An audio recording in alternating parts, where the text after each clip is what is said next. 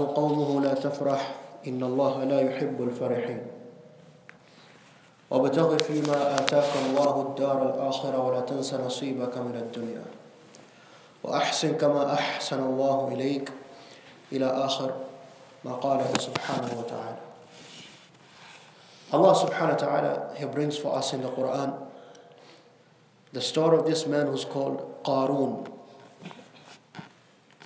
And this man Qarun, كان من قوم موسى, he was from the people of Musa عليه السلام.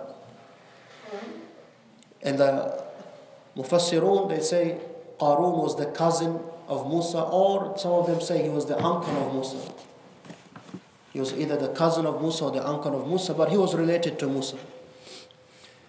فَبَغَى عَلَيْهِمْ, but he transgressed over them. He transgressed over them. He passed the limits. He was not just, fair, balanced. And this Qarun, Allah says about him, وَآتَيْنَاهُ مِنَ الْكُنُوزِ, we gave him treasures in plural form, not one treasure. Those treasures, meaning he was wealthy, really wealthy. مَا إِنَّ مَفَاتِحَهُ, the keys to his treasures. I want you to listen carefully. Like the Shaykh said, the balagha of the Quran. How everything is clearly illustrated in the Quran. Allah says the treasures of Qarun, مَفَاتِحَهُ, the keys to his treasure, لَتَنُوءُ بِالْعُسْبَةِ أُولِي الْقُوَّةِ, they were almost difficult to be carried by an usba who is strong. Usba in the Arabic language means 3 to 9 people. 3 to 9 people. 3, 4, 5, 6, 7, 8, 9 people. So 3, 4, 5, 6, 7, 8, 9 strong people, ulil quwwa, they could barely carry the keys to the treasures of Qarun. So let alone the treasures.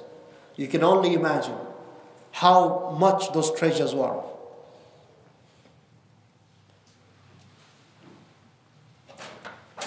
Allah says, إِذْ قَالَ لَهُ قَوْمُهُ, when his people say to him, لَا تَفْرَحْ, أي لَا تَتَكَبَّرْ, do not be boastful, arrogant, proud, egoistic, because of the wealth Allah has given you. Indeed, Allah does not love those who are proud, arrogant, egoistic. وَابْتَغِ فِيمَا آتَاكَ اللَّهُ, and this wealth which Allah has given you, this is our point here. You should seek by it dar al-akhirah, the hereafter.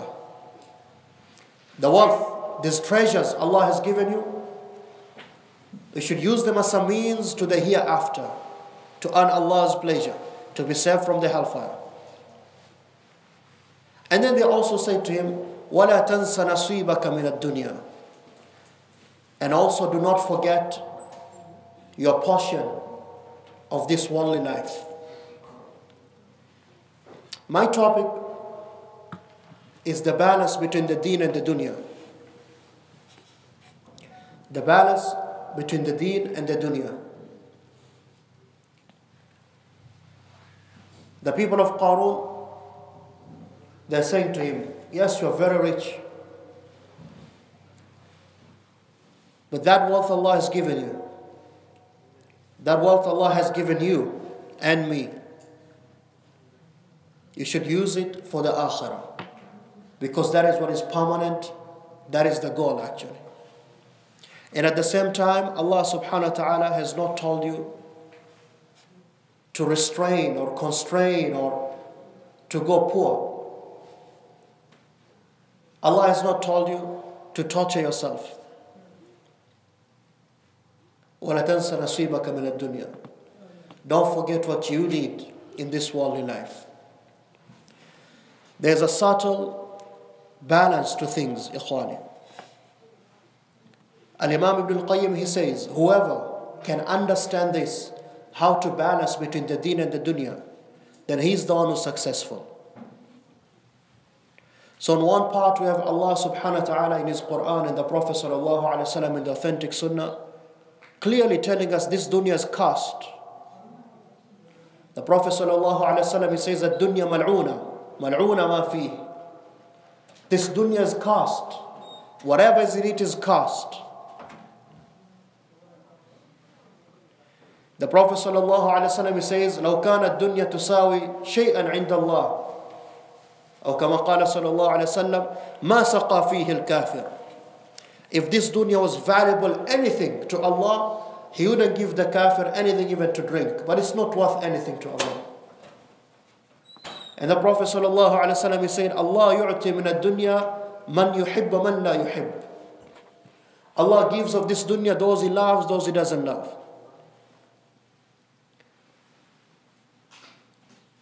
Allah subhanahu wa ta'ala says, اعلموا أنما الحياة الدنيا زينة. You should know that this life of this world is just a decoration, an adornment, something just to attract you.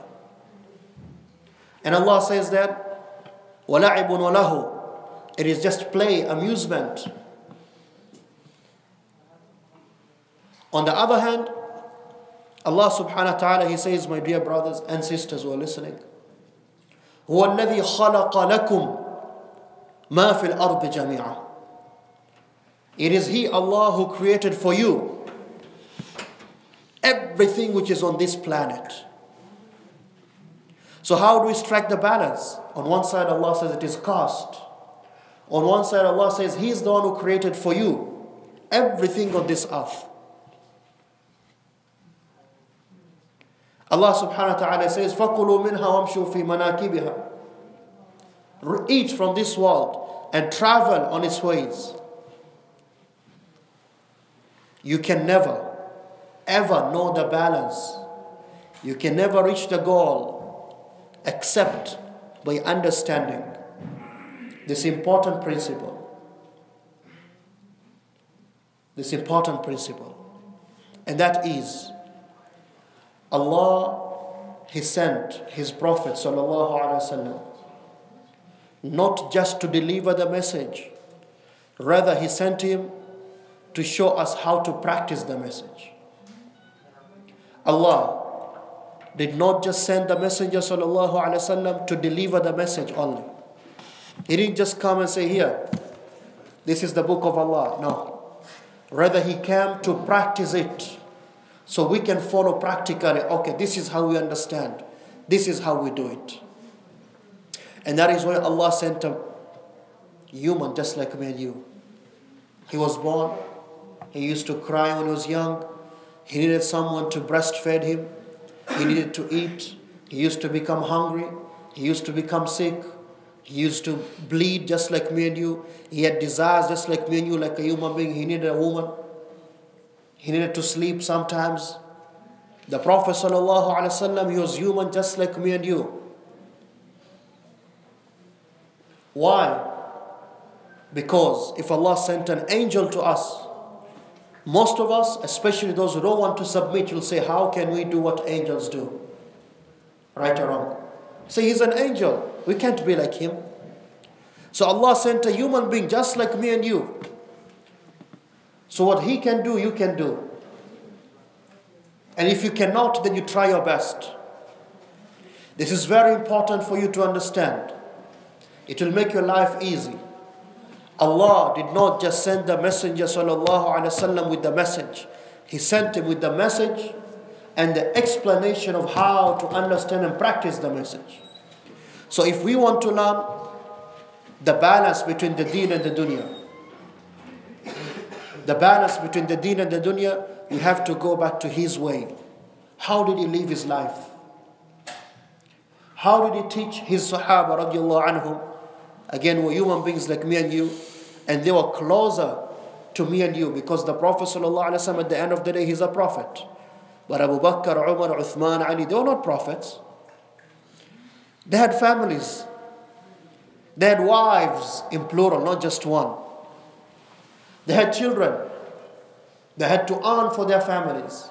They had to go out, jihad fi sabilillah, to fight, and then come back and see, oh, people need rice, people need wheat, people need barley. We don't have any some fat or oil or ghee in the house. They had to take care of their families. People became sick. How do they do their ibadah? How did they balance their lives We can never know except if we go back to how they did it. And that is why Allah subhanahu wa ta'ala, He chose them.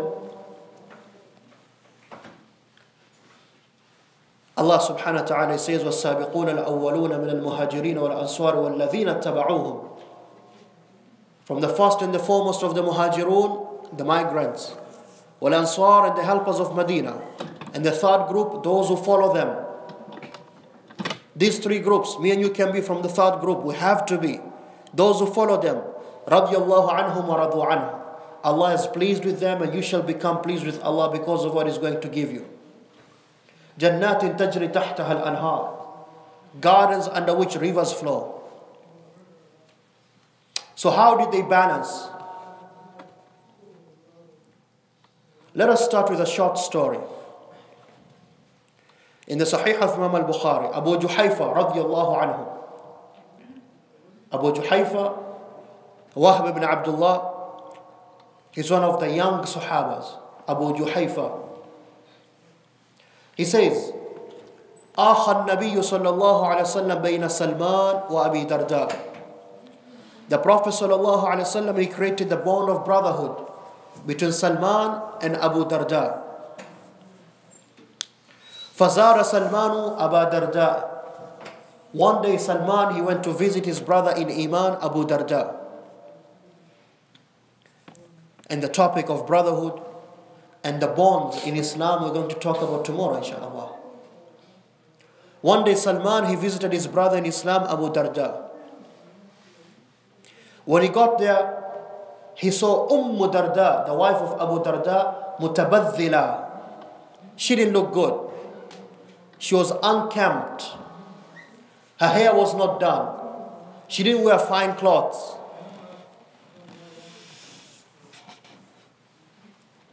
Salman, he saw the Darda. She wasn't in the best state. So coincidentally or not coincidentally, he asked her, "Ma li araka mutabadhila? Why do I see you like this?" فقالت, she said, إن أخاك أبا درداء, your brother Abu Darda, ليس له حاجة في الدنيا. He's not into these worldly pleasures, a fine woman, nice food, no. So Salman, he sat and waited for his brother. فلما جاء أبو درداء, when Abu Darda came, صنع له طعاما, he made food for his guest. He made food for his guest. فلما جاء بالطعام, once he came with the food,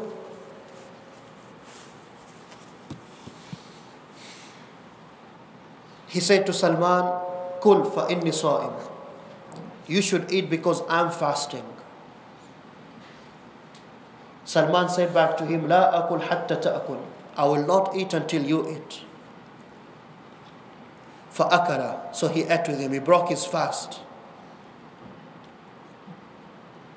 When nightfall came and they went to sleep, فقام أبو درداء يصلي. Abu Darda stood up to pray. قيام الليل, tahajjud. فقال له سلمان, Salman said to him, "Nam, sleep." And you can say nam or nim in Arabic. When he stood up again, he said to him, "Nam, sleep," and he slept.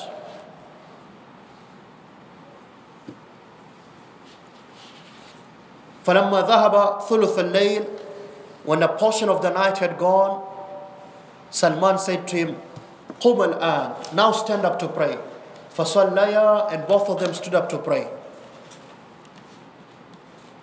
ثم قال له, and then he said to him, إن لربك عليك حق. Your Lord has rights over you. ولزورك عليك حق. And your guest has rights over you. وَلِنَفْسِكَ عَلَيْكَ حَقٍّ. And your nafs, your soul, has rights over you. فَلَمَّا أَصْبَحَ, when the morning came, ذَهَبَ أَبُو الدَّرْدَاءِ إِلَى النَّبِيِّ صَلَّى اللَّهُ عَلَيْهِ وسلم. Abu Darda, he went to the Prophet sallallahu alaihi wasallam to complain.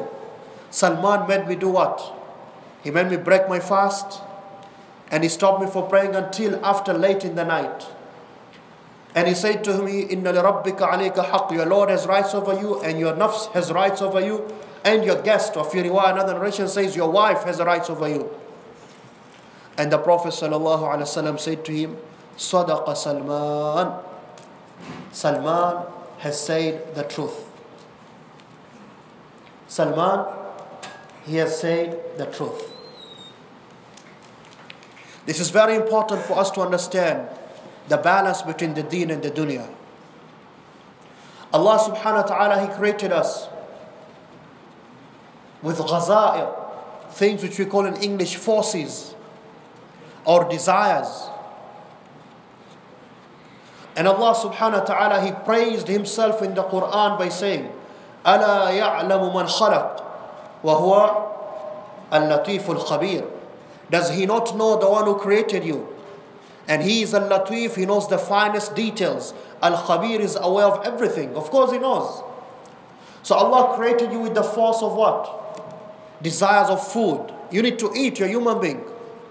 And Allah, He put food for you and said, all of this is halal, this is haram, this is haram. Take it, consume. I did it for you. Allah created you with forces. A man needs a woman. A woman needs a man. Allah says, do it in the halal way. Allah created you with the desire, the force, your mind. You have to rest, you have to sleep. Allah says you can sleep and then you worship me after that. Allah gave rights to people around you. We just heard. The people who deserve your most, they have the greatest rights after the Prophet ﷺ are your two parents. Whether they're Muslim, they're non-Muslim. Whether they're alive or dead, it doesn't matter. Whether they were there for you or they were not there for you. Because some of us will say that, oh, my father was never there for me. It doesn't matter, he's still your father. Allah put rights for those people. And then there's the ones who are closer than that, after that, your siblings, brothers, sisters, whether they're full or half. Because some of us, we have those crazy mentalities. My half brother is not my real brother. No. After that, you have your spouse, your children. ثم الأقرب فالأقرب. The closer to the closer to the close. Everybody Allah gave rights. Even the animal you keep has a right over you. So how do you balance? You can never know the balance unless you go back to their lives. The people whom Allah praised and said, these ones, they have succeeded. They have done it. We just need to go back and see how did they do it. So Salman goes to visit Abu Darda. And he sees Darda, she's unkempt. I know one of you will ask, oh, she was not wearing niqab. No, she was not wearing niqab. Because this was the time before hijab was instituted or legislated.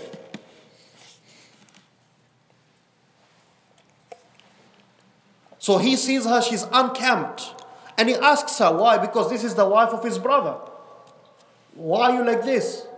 Because you yourself, you wouldn't love your wife to be like that. She's not looking good, she's unkempt. And she says to him, your brother Abu Darda, he has no need of this. He's just a person of ibadah. Abu Darda comes home, he makes food for Salman. He says, eat, I'm fasting. He says, no, I'm not eating until you eat. Nightfall comes, he stands up to pray, says to him, no, sleep. He stands up again, he says, sleep. Until the night goes by, and then he says, okay, now let's get up and they pray together. In the morning, he says to him, or before that, he says to him, Inna li rabbika alayka haqq. Allah has rights over you, that is the deen. Wa li nafsika alayka haqq, that is the dunya. Your nafs has rights over you. You're human. Wa li zawrika alayka haqq, and Allah, He put rights for your guest. A guest comes to your house, you need to treat them well.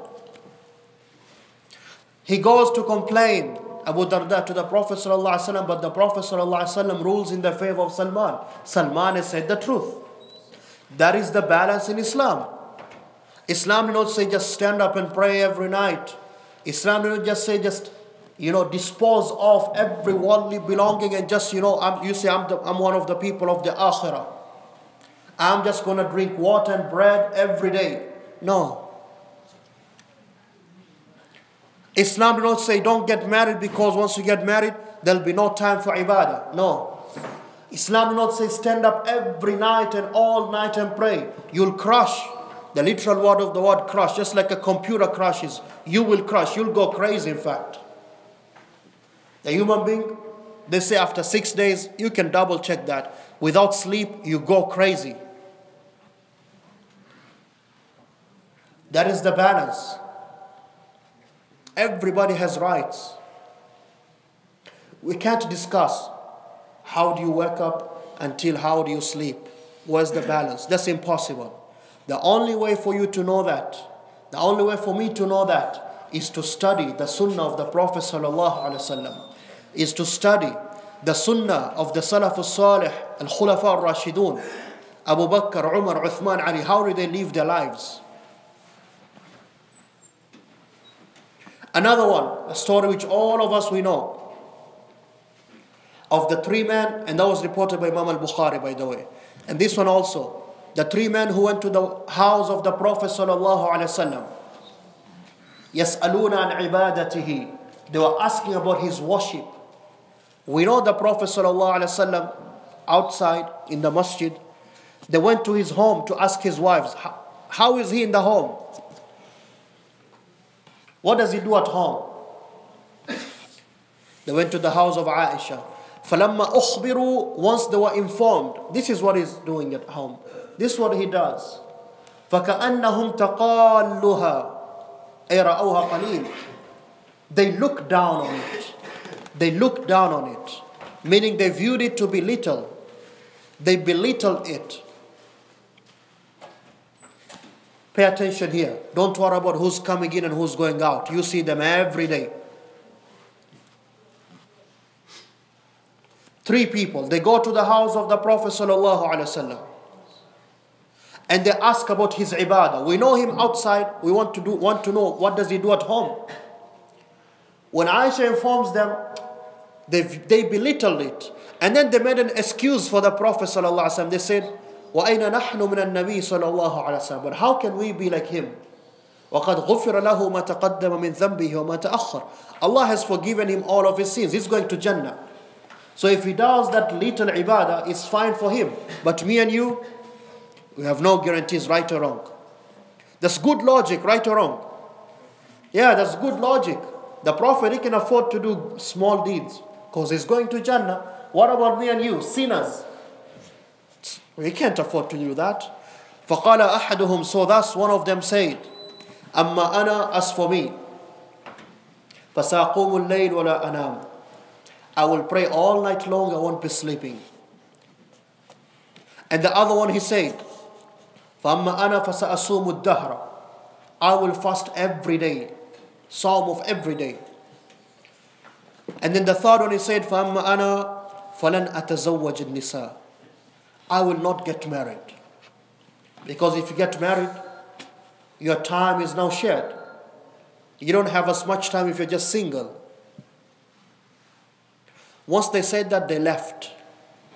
When the Prophet ﷺ came back home, فَلَمَّا أَخْبَرُوهُ. When they informed him, 3 men came and they said this and that and that. The Prophet ﷺ, he said these words, مَا بَالُ أَقْوَامٍ يَقُولُونَ كَذَا وَكَذَا. What is wrong with some people? They say this and that. فَإِنِّي وَاللَّهِ أَعْلَمُكُمْ بِاللَّهِ وَأَخْشَاكُمْ لَهُ. I am the one who knows Allah most, and I fear Allah most than all of you.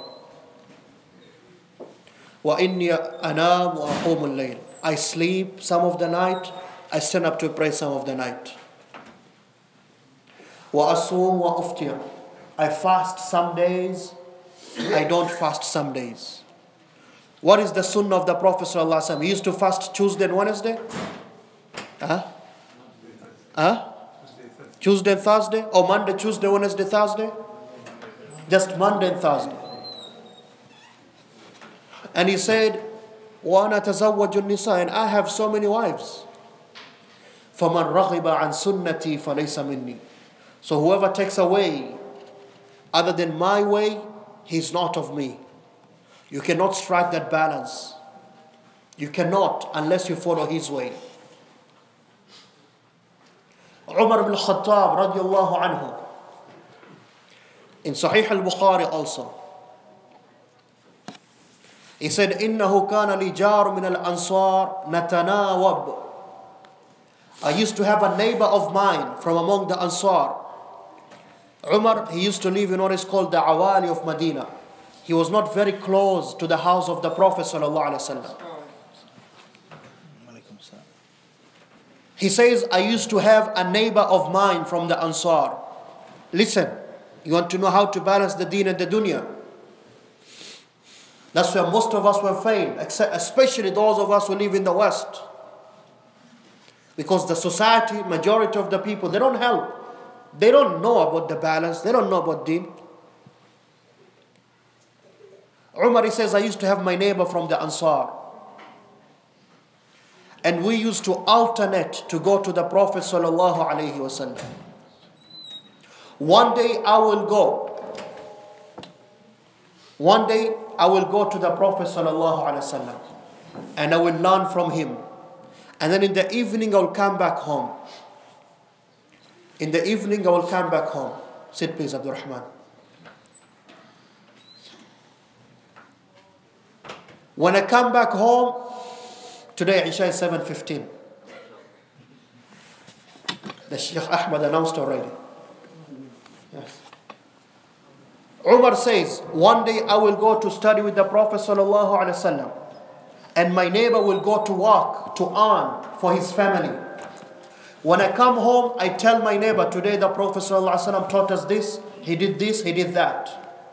Tomorrow, I go to work to feed my family, Umar says, and my neighbor goes to the Prophet ﷺ to learn from him. He comes back in the evening and I come back from work and he tells me, today we're not this and that and that. Balance. They didn't just say, oh, this is the Prophet of Allah, we need to be with him 24/7 and then neglect your family. No. Allah put rights over everyone. And also they didn't say, oh, my family comes first. Like some people we do. You go to work, you come back home, you pray Dhuhr, Asr, Maghrib, Isha, especially in winter. You pray them all at home when you come back. It might sound funny, but that is close to kufr. If you leave your salah like that, you are close to kufr. We can never know the balance except if we go to their lives. Abu Bakr as-Siddiq radiallahu anhu, the greatest man after the prophets, the first day when they gave him the bay'ah, now you are the Khalifa of the Muslims. Next day, they see him in the marketplace, carrying whatever he was carrying, buying and selling. And they said, Ya Khalifa to Rasulullah, you are the leader of the Muslims, why are you doing this? Umar said to him. And he said, Ar-rajulu lahu iyal. I'm a family man, I need to feed them. Yes, I will do my salah. Yes, I will be someone who seeks knowledge, but I have to feed my family. Umar, he called the other Sahaba, the major ones. Uthman, Ali, Abdul Rahman bin Auf, Sa'ad bin Abi Waqqas, Abu Talha, Abu Ubaidah, Talha bin Ubaidullah says to them, listen, why don't we give the Khalifa something from the Baytul Mal, the Islamic treasury, so he doesn't have to work? And they agreed. And they told Abu Bakr, from today, you'll be paid from the Baytul Mal. And he said, only what is enough, nothing more, nothing less. That is how you learn the balance.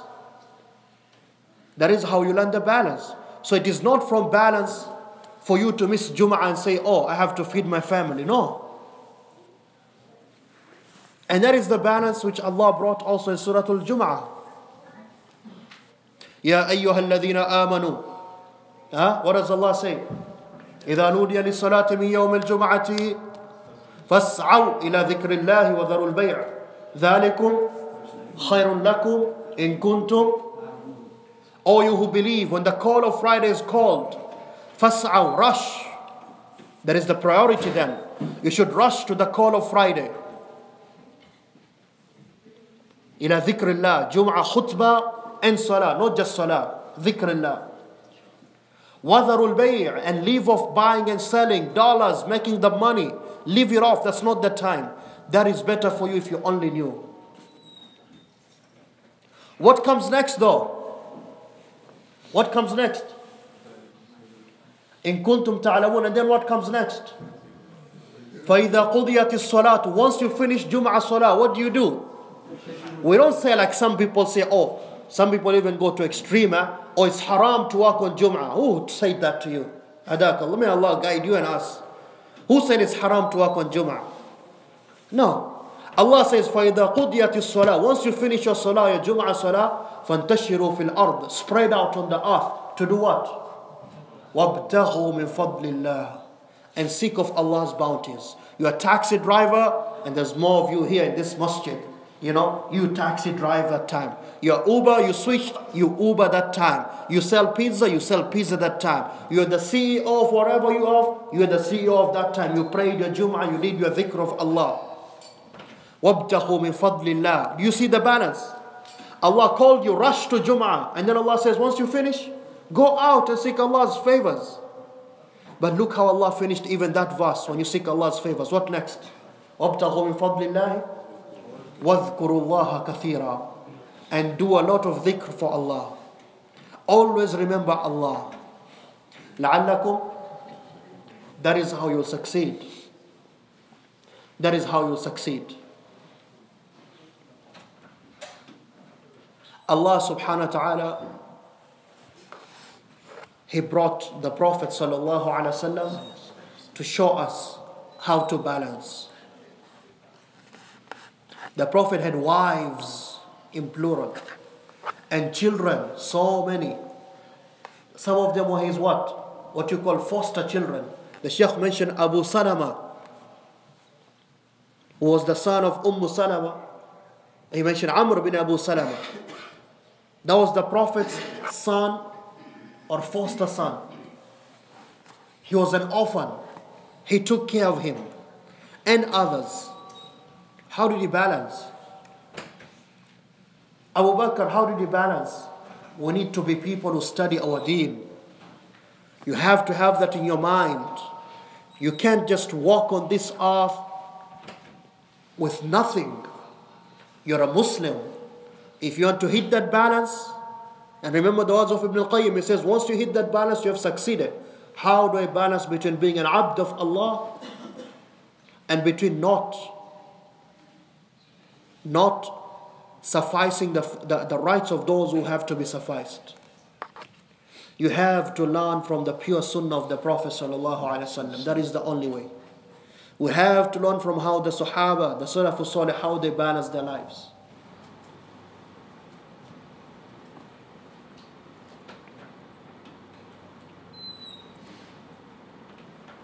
Allah subhanahu wa ta'ala, He created us for one goal: to submit to Him. And from that goal, Allah subhanahu wa ta'ala, He made it easy for us by showing us the way. Our duty is to follow the way. Our duty is just to follow the way. How did the Prophet ﷺ wake up until to how he went back to bed at night and slept? Everything in between. That is the only way you'll balance between the deen and the dunya. Not by your own mind, not by some corrupted methodology, not because of my sheikh, his sheikh said. No. How did the Prophet ﷺ do it? I think this is enough. If you have questions, we'll have question and answers, Sheikh, after Salah, or should we do it tomorrow? After Salah. طيب. If you have any questions, it will be after Salatul Isha, inshaAllah. سبحانك اللهم بحمدك أشهد أن لا إله إلا أنت أستغفرك وأتوب إليك جزاكم الله خيرا وبارك الله فيكم.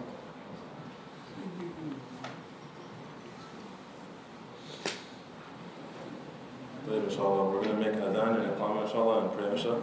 Jazakumullah khairan. As the Shaykh mentioned, tomorrow the program is going to continue. So they'll be back tomorrow after Maghrib, inshallah. continuing. And tomorrow the topic is holding on to the rope of Allah subhanahu wa ta'ala together. Brothers and sisters in Islam. So, inshallah, I encourage everybody to come tomorrow, and also bring your children, bring your